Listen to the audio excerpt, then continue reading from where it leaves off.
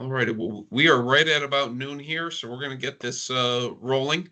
First off, I want to thank everyone who's joining here today, whether you're live with us on the call or you're joining a little bit later via recording. We appreciate you spending some time here with Cleveland Wealth. This is our semi-annual market update, where we're taking a look at what happened the first half of the year and talking through some things that might be impacting the markets the second half of the year and beyond. If you're looking for additional information, whether it's tied to markets, investing, anything planning related, this is a part of the content that we're putting on our website now. There's a whole library over there, different webinars, white papers, and blog posts. So if you're looking for more information, please head over there. But a couple of notes here before I introduce our guest for today. First and foremost, I've muted everyone live on the call. If you don't want to be on video, by all means, feel free to turn your video on if you'd like it. Perfectly comfortable as well. This will be distributed via recorded copy over the next couple of weeks to anyone who's signed up. And if you're live on the call, you'll receive a copy as well. And quick disclosure as well, this market update, it's for informational purposes only. It's not meant to be considered investment advice. If you have questions on how these topics impact your planning, please reach out to your advisor at Cleveland Wealth to discuss further. Now, at this time, I'd like to introduce our guest, Nick Morales from BlackRock. Nick's a member of the iShares Investment Strategy Americas team. Based in New York, he looks to deliver investment insights across asset classes to both retail and institutional clients.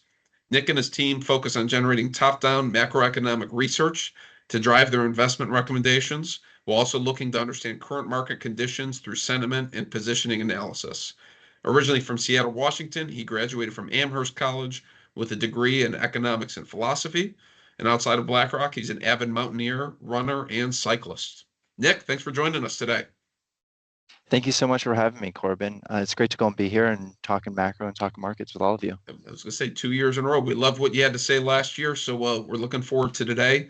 I guess to start, Nick, let's just take a quick recap of the first half of the year for both markets and the economy. From your perspective, how are the different asset classes performing? What's working? What's maybe not working first half of the year? Yeah, definitely. So as we've hit this midpoint of 2024, markets have actually been doing pretty well. It's been digesting mostly the macroeconomic data pretty well, print by print. The biggest thing that's really been happening is that market has been adjusting expectations for where the Federal Reserve might start to cut rates and by how much before the end of this year. But more broadly, a bit on the economic front, we can kind of break it into three different categories. First of all, what we see on the inflation front, what we see for employment, and then the economic growth story. So on that inflation front, if Q1 saw inflation come in a bit hotter than expected, Q2 was actually really starting to go and cool down. And then we actually saw this in today's inflation print, in which we went and saw that the headline number came in at 3.3%. The record, that was the lowest print in over 3 years. What's also encouraging on this front is that on a month-over-month basis, we saw a 0.1% print for CPI inflation, and key components really started to go in slow. So that's encouraging for where we're going, and the inflation is actually starting to come down. On the employment front, slowly creeping up on unemployment altogether. It now sits at 4.1%. But the way we see this is more of a normalization from a very tight labor market rather than a true underlying weakness in the economy. Businesses are starting to go and rein in job openings. We're starting to see wage growth slowing. That's normal. We had a really tight labor market, and it's really what we over here at BlackRock and what the Federal Reserve want to see is a bit more normalization. And then I guess on the economic growth front of the equation, we do expect a bit of an acceleration in the second half of the year for GDP, but it's coming in fairly robust. Our Q2 expectations are still above trend, above 2% overall. We think that there's going to be a bit more of an inventory build out, especially in the back half of the year, but the US economic footing is still pretty solid. So that's the economic picture, but also where does this tie into equities, fixed income, and the like? It's undeniable that for stocks and bonds, especially stocks, they've been quite hot. The S&P is up over 18% year to date. That's triple the historical first half performance. So despite valuation staying actually fairly robust and strong, we're seeing this really strong performance. As many of you probably know, that performance has primarily been driven by what we like to call the Magnificent Seven, so those top names within the index. But at the end of the day, I think one of the things that gets often overlooked, especially in a bull market like we're seeing right now so far in 2024, is that if we look at just the first half of the year, the S&P is up 15%. If you take that S&P 500 X NVIDIA, it's up 10%. And if you take S&P 500 X that Magnificent Seven, it's up only 6%. So viewed one way, that may seem like a very top-heavy market. Viewed another, that 6% annualized is actually your average historical return for the S&P 500. So as much as worry as people have out there that it's a very top-heavy market and there's only a few companies that are driving performance, it's actually a pretty normal year when we look towards equity markets altogether. We just have a couple big movers at the top. Then on the fixed income front, a pretty normal year overall. The biggest thing that we're worrying about on this front, and this is where portfolio construction and the work that you're doing, Corbin, matter a lot, which is that stocks and bonds are really correlated right now, which is something that when we build a diversified portfolio, we don't necessarily like to see. But with that being said, you can earn some really good income within the fixed income portion of a portfolio because the Federal Reserve has raised rates in the fashion that they have. So just sitting, as we like to say, in the front end of the curve. So when cash rates are, 5%, that means you can earn some really good income. So it's a really good time to be a fixed income investor. For those heading towards retirement, these are the types of things you like to go and see, especially with inflation coming down in the fashion that it is. So that's kind of where we sit in this first half of the year. And yeah, looking forward to the second half for sure. Yeah, for sure. That's interesting stuff. I heard you mention inflation. I heard you mention interest rates, right? It's kind of the two moving factors here. But I guess that second question is more of a two-part question. One is, what are the biggest factors you see driving markets right now, maybe outside of those two variables? And then heading into the second half of the year, what are the factors that you can either see serve as continued catalyst for this growth that we've seen the first half of the year, or potentially a roadblock that can get in the way of it? Yeah, definitely. So second half of the year, obviously the biggest thing that's going to be underpinning this is going to be the US elections. But there's a couple things first that, we want to go and point out that we're actually really much looking forward to over here at BlackRock. First is exactly what we've mentioned, which is decelerating inflation. Biggest influence and why this is a good thing is that it's really good for the US consumer and the US economy at large. It means that, you're not going to necessarily see prices at the grocery store go back down, but the increases that we've seen on that grocery bill will be less and less. That's a really good thing for the US consumer, especially as we start to go and see pandemic savings really actually coming down completely and altogether. So decelerating inflation and that continued path is going to be very important. We're watching that closely. Second thing is the first Fed rate cut. This is really good for the corporates, for businesses altogether, especially small caps, so smaller businesses who've had to go and deal with a very difficult funding environment where it's been expensive to go and borrow money, so it's expensive to go and expand your business overall. So when we start to go and get Fed rate cuts, that's something that we're very much looking forward to in the back half of the year. Our expectations that they go and start in September, and then we get another one come December, and the Fed really starts down that path. That's really good for the US economy overall, again, especially on that small business front. And then things that I guess, get us excited that we often go and talk about, and, it's a buzzword right now, which is just that maturing AI ecosystem. It's really exciting to be in the midst of a technological revolution, especially one like AI. So that's one that we're continuing to watch. It's a very dynamic environment overall, but we think that continues to go and play out in the second half of the year. But as I went and said, a couple, not necessarily roadblocks, but things that will go and introduce a bit of volatility into markets that we have to get past. First and foremost, US elections. It's on everyone's mind. It takes up so much of the headline space, and it matters quite deeply to many of us.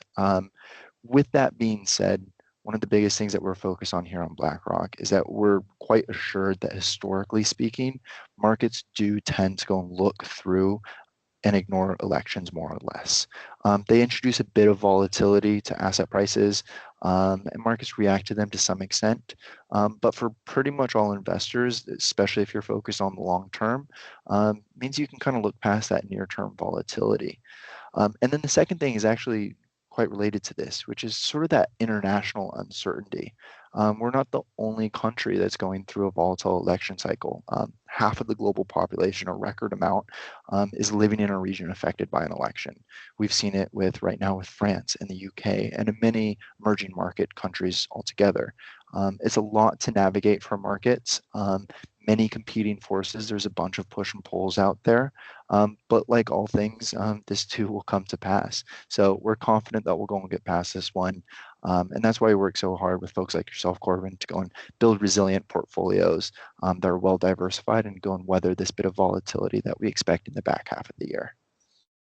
Perfect. So you mentioned a few things there that I actually want to unpack a little bit further on the rest of today's call. So you mentioned AI. We'll touch on that in a little bit. You mentioned interest rates. Certainly, we're going to touch on that. That's been something I think we've talked about for the last 2 years together. But while we're on the topic of the elections, I know you mentioned tend to be more volatile. Most investors can really look past that volatility. There doesn't tend to be any clear-cut consensus that you should make ahead of the election from an investing or a positioning standpoint. Again, kind of a two-part question here. One is there any scenario one way or the other, not to get too political, but where one could be more friendly for the markets? And then second, depending on who gets in, are there pockets of the economy or pockets of the investing world that you would look at depending on policies of either a Democratic presidency or a Republican presidency? Yeah, this is a really good question. So, as many of you know, especially as we approach November and as we get closer and closer to it, candidates will go and solidify their policies, especially what they're planning on doing within the first 100 days. That's usually where you get those big policy implementations, and they start to go and signal that as we go and get closer. Um, as I went and said, our biggest thing is we encourage investors to stay invested regardless of the outcome. Parties may influence specific sector and industry performance. We do go and see that in a bit of divergence coming out of November elections. But broad indices at large just remain a good way to go and remain diversified with the risks associated with companies that could be harmed from particular presidential policies here or there. But even then, we tend to go and see the markets look past that. With that being said, we primarily see three big things that we're watching closely to go and to actually see where we go outside of the election, what we look for in 2025. Those are going to be infrastructure spending, what we see in terms of tariffs and policy there, and then the third being immigration. Now, what you'll notice really with most of these, the infrastructure spending, the tariffs, and the immigration, the most important thing is that what these go and influence is the economic growth of the US rather than necessarily markets. And again, that's the primary reason why markets tend to go and look past most of this stuff. It doesn't necessarily go and affect the earnings cycle as much as many of us would think it does. So on the infrastructure spending part of the equation, right now with the Biden administration's packages that he's unveiled over his presidency, it's really supporting industrials, materials, and the real investment side of the economy overall. Think construction jobs specifically. Those are prime beneficiaries of the infrastructure that we've seen, especially for the Infrastructure Investment and Jobs Act of 2021 is the primary driver of that. Puts out $1.2 trillion for that infrastructure side of the equation. Any changes there, which we think will be a bit difficult, we'll have to go and kind of reevaluate how the economy may go and respond, especially the industrial cyclical side of the economy that is benefiting from that fiscal spending. Now, the second one is going to be on the tariffs front. We've seen the Biden administration go and continue with many of Trump's tariffs from his previous term. And what we do know is that tariffs are necessarily inflationary. So if we see actual policy implementation there, there's still a question on whether we'll go and get it. It may mean we have to go and revise our inflation forecasts, possibly bring down our growth projections because tariffs are also not only inflationary, but effectively a tax on consumers, and change how we see the Federal Reserve's reaction function and subsequent rate cutting path going forward. So if we just go and continue with where we're at on the tariff front, we'll probably be good. The actual implementation really goes and matters here. And then the third thing, as Owen said, is immigration. If you go and look at the US's economic performance, especially over the past 2 years, underpinning that is in large part an immigration story.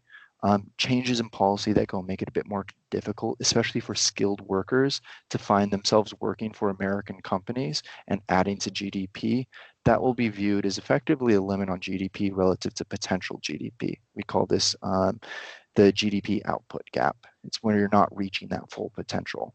So you can kind of think of it as like a speed limit on GDP growth overall.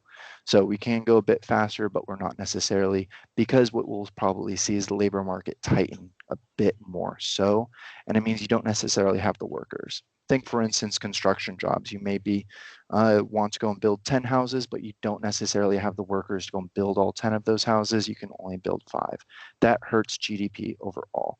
So change in immigration policy is one that we're looking for as possibly limiting GDP growth here or there. With that being said, we advocate here over at BlackRock. Again, we're looking through things. We don't necessarily think one candidate is necessarily better than the other for market specifically. Our goal over here is to go and build portfolios that are resilient regardless of outcome. Because as we know, especially with a presidential election like this where it is so close, if you're betting on one side versus the other, you may find yourselves offsides pretty quickly. So we focus on portfolios and that can go and weather all of this and look towards the things that we think will continue to go and perform. Namely, the infrastructure side of the equation is where we're really focused as having a bit of bipartisan support and not necessarily going away anytime soon. Yeah, I think the summary of what you said is really important there, which is a lot of investors, both professional and retail alike, I think tend to confuse the economy with markets as being one and the same, right? When in reality, markets do tend to follow earnings, right? They tend to follow interest rates, those two dynamics much more closely, a little bit less to the economy. It's not that it's not important, but certainly less impact than most people would realize, and the data tends to support that.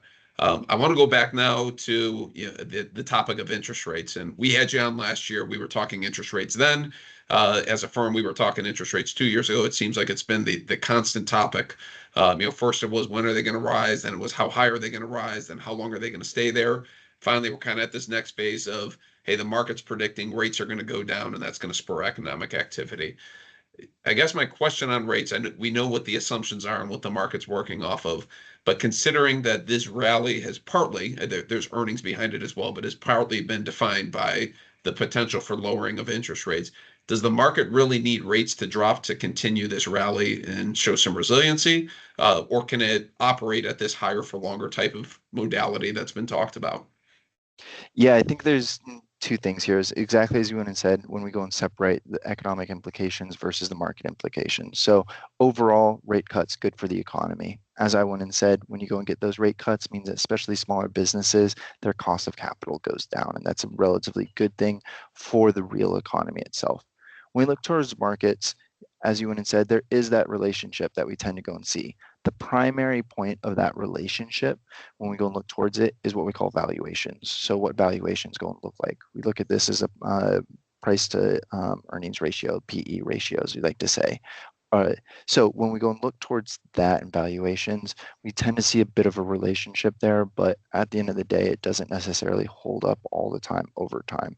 So there's the valuation component for companies, and then there's the earnings component on the other side of that. Now, when we go and look towards the valuations, what rate cuts mean for valuations, they'll be supportive overall. Even today, we're getting a big rate move, for instance, and you're starting to go and see a couple of things go and reprice here or there. But the biggest thing I have to keep on reminding people, especially when we look towards, hey, once the Fed starts cutting, that's when we'll really see the market rally. The market is up 15% year to date, and the Fed hasn't cut at all. We've been up. The market is up 35%, I think it is, the S&P 500, since the first rate hike itself. So time in market matters, volatility can be weathered. We don't necessarily need the Fed to go and start cutting and getting back towards either a neutral rate or even past that for the market to go and continue to do its thing. What really matters, and this is the thing that really goes and drives us and our relative bullishness at the end of the day, is the fact that so far year to date and expectations going forward, a large part of our expectations is it's been earnings driven. So that performance that we've seen has been because we've actually seen realized earnings. Again, as much as people want to go and look towards the Mag 7, for instance, driving the S&P 500, if you look towards companies like NVIDIA, for instance, those are realized earnings. Those aren't just earnings projections that are driving things forward. Now, when we look towards the second half of the year, we do expect earnings to go and accelerate over the second half of the year and into 2025.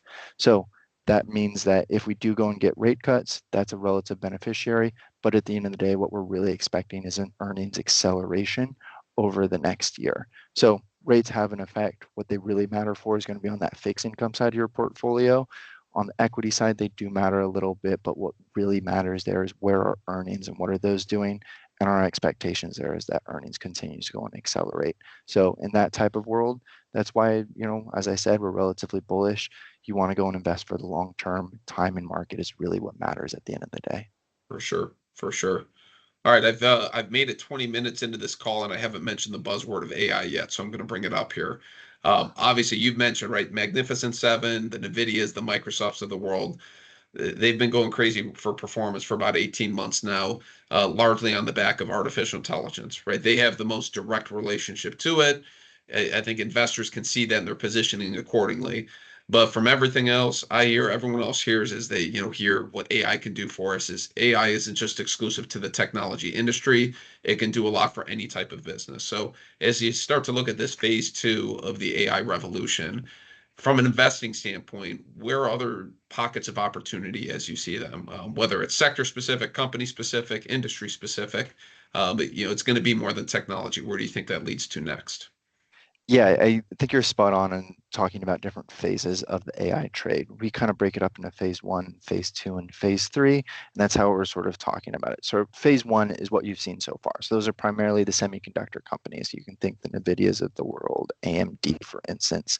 These are the companies that, they're the actual hardware that goes into building out these large language models that represent, ChatGPT as we know it. But what we're starting to do is looking towards those phase three and phase two and phase three companies, and what does that actually look like?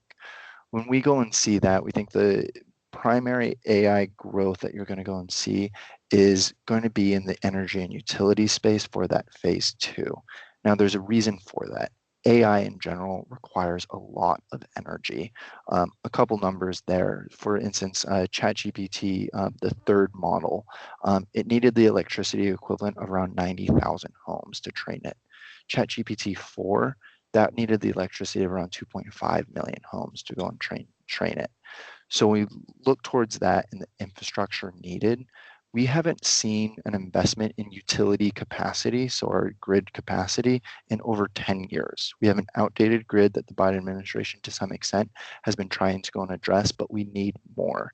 So when we look towards utilities, we think there's going to be an investment cycle there.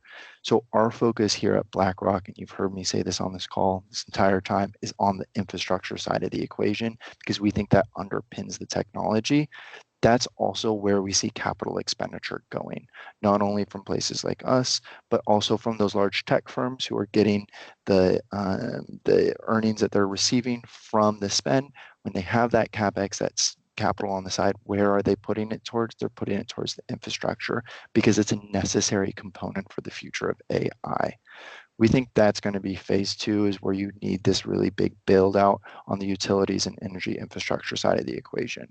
Now, phase three is what you could go and call the monetization of AI technologies. And that's the parts that I think we're all promised to a certain extent, that next cool app or a business productivity enhancement due to AI. That in and of itself is going to be a bit longer of a cycle, whether it's a killer device or whether it just becomes integrated into all of our lives and how we go and conduct business on a daily basis.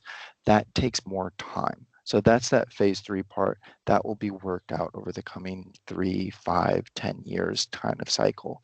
And that's generally how we go and see those technologies. You can think of it like when we look towards the internet, for instance, it's a very promising technology. You're looking towards, hey, what does it actually mean to go and build this out? That's going to be your first phase. What does it mean in terms of the lines that need to be laid, whether it's the fiber optic cables here or there that go and span the Atlantic Ocean? And then finally, you go and get the actual business productivity enhancement that goes and comes from it. So that's how we generally see this playing out. We're looking at phase two right now, which is going to be the energy and utility infrastructure side of it. And we're looking for the AI monetization. So again, that killer app, the productivity enhancements within businesses as probably coming at a later date. And we'll keep an eye out for those. Not to hold your feet to the fire, but that phase three that you talk about, do you think that's as quickly as phase one hit us, or do you think that takes time to ultimately build into and for businesses and consumers alike to ultimately get comfortable with the technology?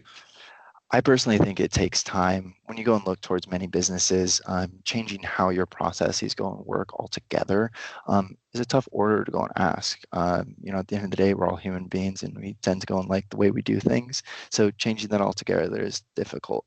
What we've seen in past technological revolutions is we generally go and see on a 3 to 5 year basis, you start to go and see, especially the large companies that haven't been able to change their business models, start to go and falter a little bit. And then in that 5 to 7 year period is where you start to go and see those smaller companies that are more dynamic, that can go and introduce new technology into how they actually go about their business, start to go and really rise up altogether. We saw the same thing during, again, the internet revolution, what we saw in the 2000s. It took time for Amazon to really grow into the company that it did, but we went and saw, companies, for instance, like GE and IBM really start to go in decline before that. So we think probably a similar thing will go and happen. Where that's concentrated, which sectors it is in, I think that's still up for debate, and we're watching closely on where we can actually see the biggest productivity enhancements and the biggest changes in business models due to the AI revolution as it is. Yeah, yeah, it'd be exciting to see for sure.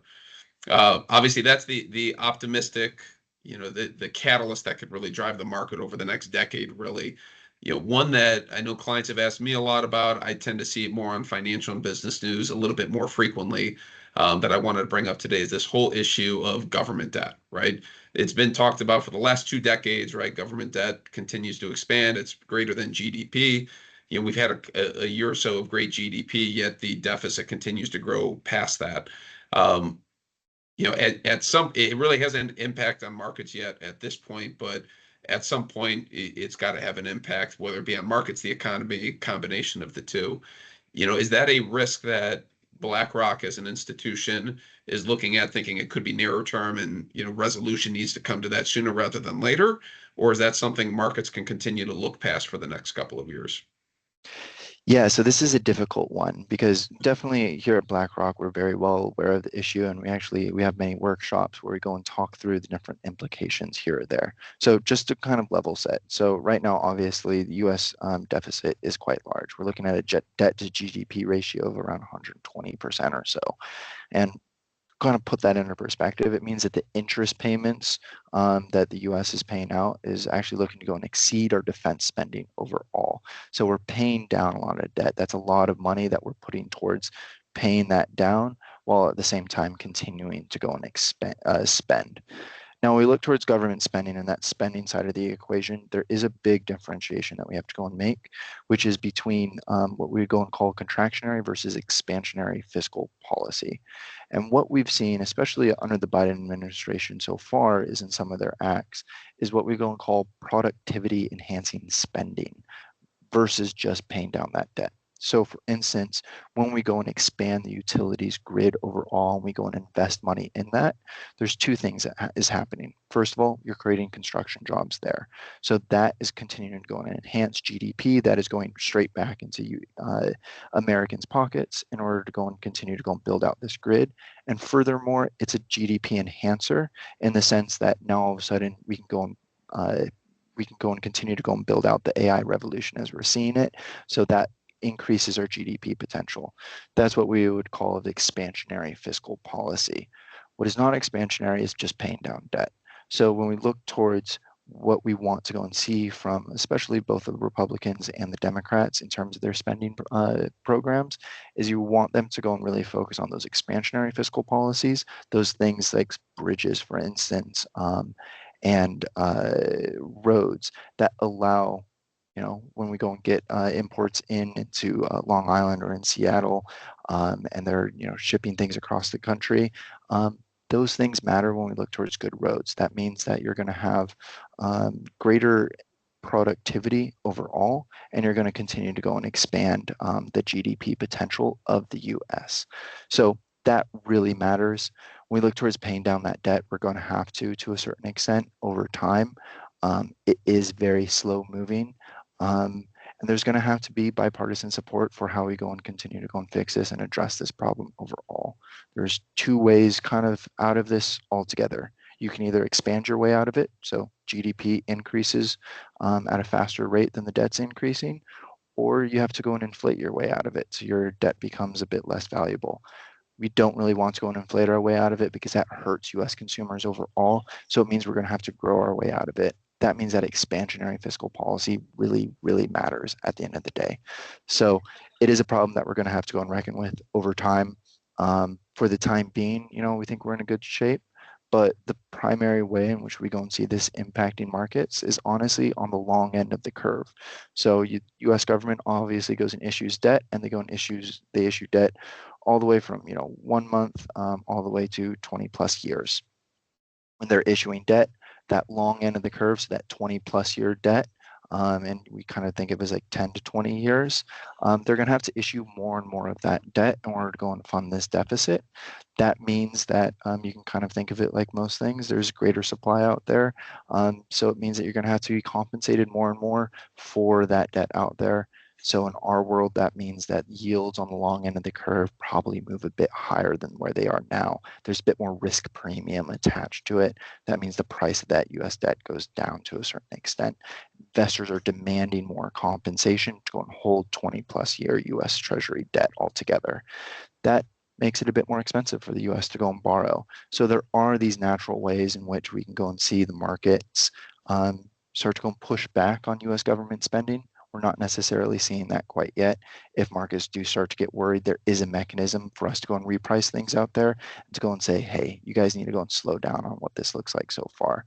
But for the time being, that's the primary mechanism which it goes and pushes out. But when we look towards fiscal policy, we're really focused on making sure that we have that expansionary fiscal policy versus contractionary or honestly kind of pointless fiscal policy to a certain extent. Got it. All right, so I do want to end on a positive note here. So final question of the day. As you look at all the things we've discussed, whether it's a part of that list or something completely new, as you look at the markets and the economy as a whole over the next year, what really excites you? Yeah, this is a great one. As there's things that excite us as a firm, and I think things that excite me personally. So as a firm, as you've heard me say, I think infrastructure is such a big part of this. I think we're finally starting to go and see not only bipartisan support, but also just growing recognition that at the end of the day, infrastructure does matter. It's one of the things that want to help build our country and get us to where we are. And we think if we want to go and continue to go and expand for the next 30, 40, 50 years as the American economy, we have to go and invest in infrastructure. So that's a big thing that we're focused on here at BlackRock. It gets us really excited altogether. Personally, my biggest thing, and it's kind of an interest of mine just personally, is healthcare innovation. I think there's some really cool things that are taking place within the healthcare industry at large, whether it be Alzheimer's drug trials, whether it be things for muscular dystrophy, gene therapy. I think there's some really cool innovation that's the intersection of not only investment, but also science and biology that I think is absolutely fascinating. That's the kind of stuff that gets me personally excited. And we've seen really good investment within that space altogether. And a lot of those drugs and therapies are actually starting to go and come to fruition altogether. So that gets me excited, the healthcare space. But then as a firm, we're really talking about infrastructure and the way that goes and moves going forward. Yeah. Well, thank you so much, Nick. This is great information as always. We appreciate you hopping on with us once or twice a year to do this. And thank you to all of you who joined, whether you're joining here live today or you're joining virtually down the road. For those live, we will have this, like I said, this was recorded. We'll be sending that recording out over the next 2 weeks to your email so you'll have access to it. Feel free to save it, share it with anyone that you think could benefit. But again, thank you all for joining. Thank you, Nick. And I wish you all the best the second half of 2024.